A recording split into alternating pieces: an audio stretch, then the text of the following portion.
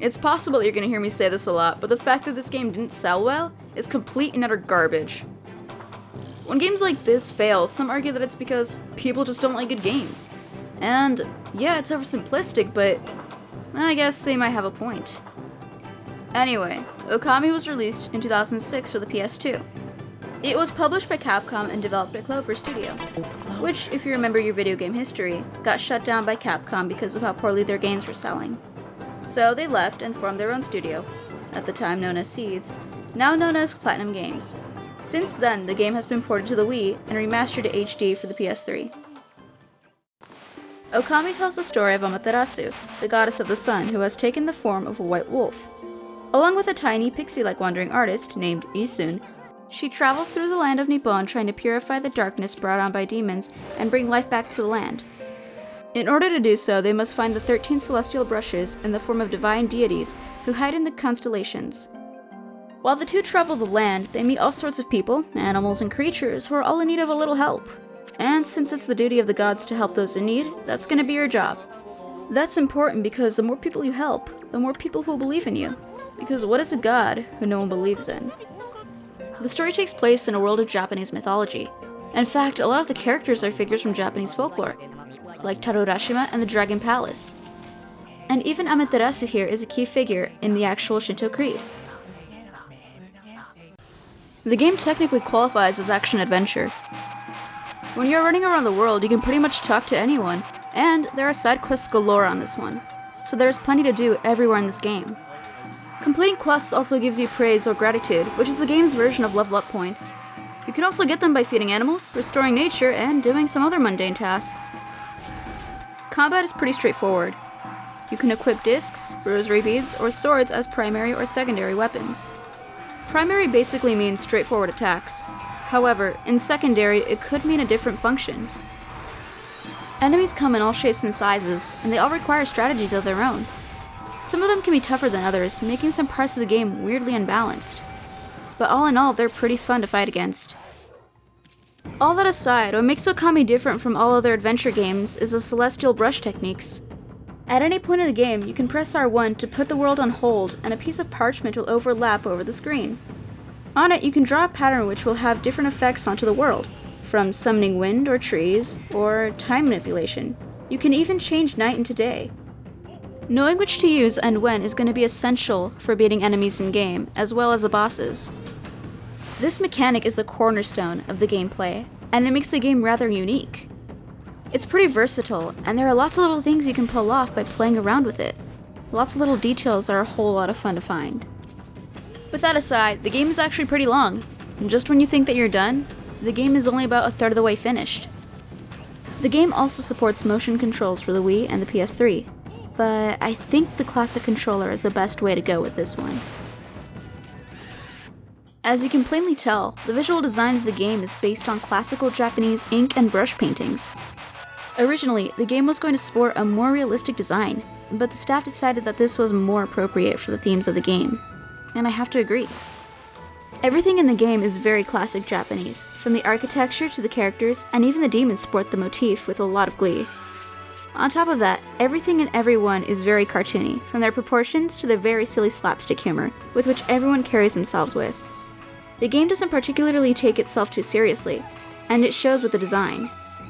As good as the character and background designs are, I think the best designs go to the gods, the demons, and to all the different creatures in the game. Waiting to see what kind of new creature the game is going to show you is actually a lot of fun. The music also has that distinctive classic Japanese flavor I mentioned. It fits the game perfectly. Not only that, but the music itself is pretty outstanding. I don't know if it's something that you'd listen to on your own, even if you were an enthusiast of Japanese folk music, but it's outstanding within the context of the game. It fits perfectly. It's a mix of full orchestra and traditional Japanese instruments that blend in rather nicely. I honestly think it's one of the best soundtracks on the PS2. Besides everything I've already mentioned, another plus here is how child-friendly the game is. There are some mature themes in the game, but overall it's a fun game for adults and children, though the children might struggle a bit. To top it all off, the story is surprisingly good. Despite the cartoony nature of the game, there are some surprisingly moving moments. Even when the game isn't being serious, the interactions with the other characters and the story progression are a blast. as silly as they may be. There isn't much about the game that I would call bad, but there are a few things that I would call irksome. For example, I don't know if you would call it voice acting per se, but whenever there's dialogue, the sounds that come out are these weird voices that sound muffled out or distorted or being played in reverse. You'll get used to it quickly, but the high-pitched ones have been known to irritate some people.